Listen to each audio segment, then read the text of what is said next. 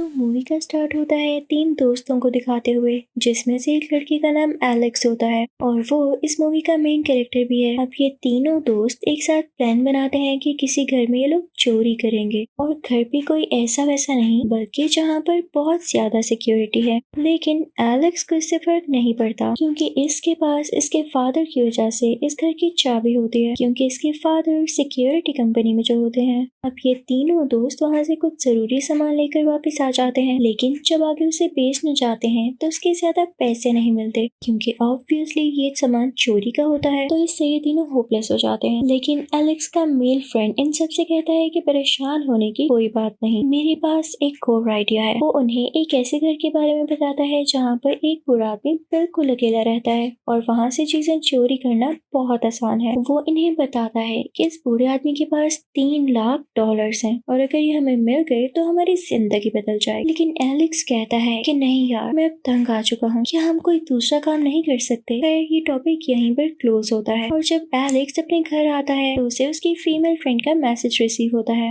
उस लड़की का नाम होता है रोकी। उस मैसेज में ये लिखा हुआ था कि मेरी एक छोटी बहन है जिसके लिए मैं कुछ करना चाहती हूँ, और ऑब्वियसली इस मैसेज का यही मतलब था कि एलेक्स उस बूढ़े के घर में चोरी करने के लिए तैयार हो जाए। अब ये तीनों उस बूढ़े के घर में चोरी करने के लिए बिल्कुल तैयार होते हैं। अब ये लोग पहले तो उस बूढ़े के घर पर नजर रखते हैं और अब ये बूढ़े को देख भी लेते हैं, जो कि ब्लाइंड होता है। आर्मी में होने की वजह से कोई इंसिडेंट हुआ और इसकी आंखें चली गई। लेकिन यहाँ चोरी करने से एक मसला भी था कि इस बूढ़े के घर के बाहर एक बहुत बड़ा डॉग भी था, जो कि बहुत खतरनाक लग रहा था। और जाहिर है इस घर की भी सिक्योरिटी काफी हाई थी। लेकिन एलेक्स के पास इस घर की भी चाबी होती है। अब वो सबसे पहले जाके डॉग को बेहोश करते हैं, उसके बाद अलार्म को ऑफ करते हैं। ये लोग बहुत खुशी खुशी मेन गेट की तरफ बढ़ते हैं ताकि दरवाजा खोलते ही अंदर जाकर ये लोग चोरी कर सकें। लेकिन ये क्या, दरवाजे पर तो और कई तरह के लोग लगे हुए थे और एलेक्स के पास तो सिर्फ एक ही चाबी थी। तो ये सब बहुत हैरान हो जाते हैं। तो रोकी कहती है सब्र करो, मुझे ऊपर खिड़की से अंदर जाने दो। वो ऐसा ही करती है, खिड़की का शीशा तोड़ते हुए अंदर चली जाती है और बाकी दोनों भी। अब एलेक्स का मेल फ्रेंड सीधा उस बूढ़े के रूम में जाता है ताकि उसको भी बेहोश कर सके और मजे से चोरी कर सके। लेकिन उसके कमरे में जाते ही वो बूढ़ा उठ बैठता है। ये तो डर जाता है कि कहीं बूढ़े को मेरे आने का पता न चल जाए। लेकिन बूढ़ा आदमी क्योंकि ब्लाइंड था तो वो इस लड़की को नहीं देख पाता। वो तो टीवी बंद करने के लिए उठा था, तो इसलिए एलेक्स का दोस्त जो काम करने आया था वो कर देता है। वो वहाँ पर बेहोश कर देने वाली गैस छोड़कर वापस आ जाता है। अब ये तीनों एक साथ फिर से हो जाते हैं और इनको एक दरवाजा नजर आता है जिस पर लॉक लगा होता है। तो ये समझते हैं कि शायद $3 लाख इसी दरवाजे के पीछे हैं। लेकिन वो ताला इतना मजबूत होता है कि किसी तरह से भी टूट नहीं सकता था। तभी एलेक्स का दोस्त अपनी गन निकालता है, जिसे देखकर उसके बाकी दोस्त बहुत हैरान हो जाते हैं कि ठीक है हम चोरी करने आए थे, लेकिन अपने साथ वेपन लाने का मतलब क्या था। किसी ने देख लिया तो उसे साफ शक हो जाएगा कि हम यहाँ पर चोरी करने आए हैं या इस बूढ़े को मारने आए हैं। एलेक्स ये कह के तो गुस्से से वहाँ से चला जाता है, लेकिन उसका दोस्त वो ताला शूट करके तोड़ देता है। तभी वहाँ पर वो बूढ़ा आदमी आ जाता है जिसे वो लड़का बेहोश कर आ रहा था। लेकिन लगता है इस बूढ़े आदमी की सेंसेस काफी तेज थी और हाँ, वैसे गोली की आवाज से खून नहीं उठता। अब बूढ़ा इनकी तरफ बढ़ने लगता है। वो उससे पूछता है कि तुम कौन हो, यहाँ कैसे आए हो। लेकिन एलेक्स का दोस्त कहता है सॉरी, मुझे आपके घर में नहीं आना था, मैं गलती से आ गया हूँ, अब जा रहा हूँ। तो बूढ़ा उससे कहता है रुको, कहाँ जा रहे हो, मुझे बताओ कि कौन हो। तभी एलेक्स का दोस्त कहता है कि आगे मत बढ़ना, मैं तुम्हें शूट करके उड़ा दूंगा। इसी के साथ वो एक गोली भी चलाता है, लेकिन बूढ़े को मारने की नीयत से नहीं, और वो गोली साइड पर ही गुजर जाती है। इतनी ही देर में बूढ़ा उसके पास पहुंच जाता है और उसका गला पकड़ के कहता है मुझे यहाँ आने का पर्पस बताओ। यहाँ हमें फील होता है कि बूढ़ा काफी ज्यादा स्ट्रॉन्ग होता है। बूढ़ा उस लड़के का गला बहुत जोर से दबा रहा होता है और उससे गुस्से से पूछ रहा होता है कि बताओ तुम्हारे साथी कहाँ है। तो वो लड़का कहता है नहीं, मेरे साथ कोई साथी नहीं, मैं अकेला आया हूँ यहाँ पर, आप मुझे छोड़ दें, मैं कह रहा हूँ ना मैं तुम्हारा नहीं आऊंगा। तो वो बूढ़ा उसे छोड़ देता है। उसे सुकून का सांस आता है, लेकिन बेचारा क्या जानता था कि ये उसका आखिरी सांस होगा। बूढ़ा उसे उसी के गन से शूट करके मार डालता है। रोकी पास ही खड़ी होती है और वो हैरान होने के सिवा कुछ नहीं कर सकती थी, क्योंकि अगर बूढ़े को को पता चल गया कि ये भी यहीं पर है तो फिर रॉकी का भी खात्मा हो जाता। एलेक्स भी गोली की आवाज सुनकर वापस आने लगता है। अंदर आते ही उसका सामना होता है उसी बूढ़े आदमी से, लेकिन वो खुद को साइड पे कर लेता है ताकि उसे पता न चल जाए और फिर वो खुद को छुपा लेता है। तभी उसे उसकी दोस्त का मैसेज रिसीव होता है कि इस बूढ़े आदमी ने हमारे साथी को मार दिया है। एलेक्स काफी परेशान हो जाता है और उससे पूछने लगता है कि तुम कहाँ पर हो। मैं भी इसी घर के अंदर। रॉकी एलेक्स को बताती है कि मैं एक ऐसी जगह पर जो कि छोटी सी और प्राइवेट सी जगह है, और तभी वहाँ पर वो बूढ़ा आदमी आ जाता है। वहीं पर एक लॉकर पड़ा होता है, इसीलिए ये जगह अलग और प्राइवेट सी रखी गई थी और इस लॉकर में जरूर वही पैसे होंगे। वो बूढ़ा उस लॉकर को कोड लगाकर चेक करता है, जिसके बाद उसे तसल्ली हो जाती है और वो वहाँ से चला जाता है। अब जनाब एलेक्स की दोस्त यानी रॉकी ये कोड देख चुकी थी जो कि था 2978 और उतनी देर में एलेक्स भी यहाँ पर पहुँच जाता है। ये लोग उस लॉकर को खोलते हैं तो चेक करते हैं कि इसमें $3 लाख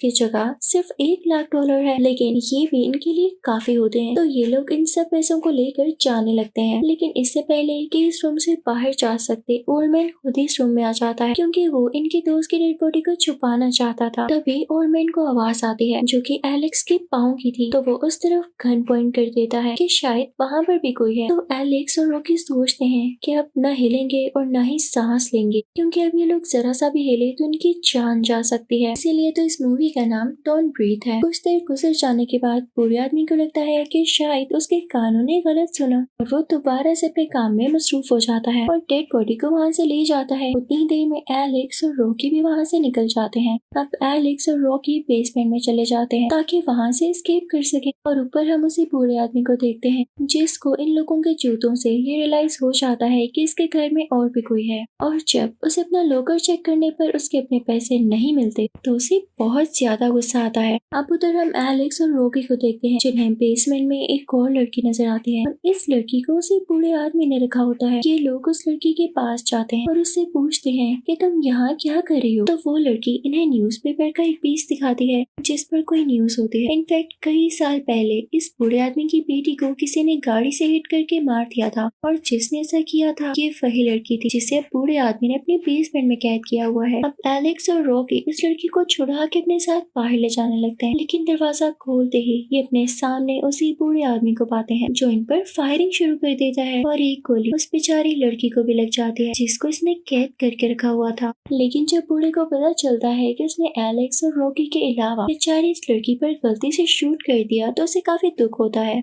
यहाँ दो बातें हो सकती हैं, या तो वो ये सोच रहा होगा कि इस लड़की को इतने साल कैद रखा तो इसकी सजा पूरी हो चुकी थी, या तो ये इस लड़की को और टॉर्चर करके मारना चाहता था। अब खैर एलेक्स और रॉकी यहाँ से निकल जाते हैं तो इनकी ये कोशिश नाकाम कर देता है वही बूढ़ा आदमी। घर की इलेक्ट्रिसिटी ऑफ करके और हर तरफ लाइट ऑफ हो जाती है जिससे इन दोनों को भी कुछ नजर नहीं आता और बूढ़ा आदमी को ढूंढने लगता है।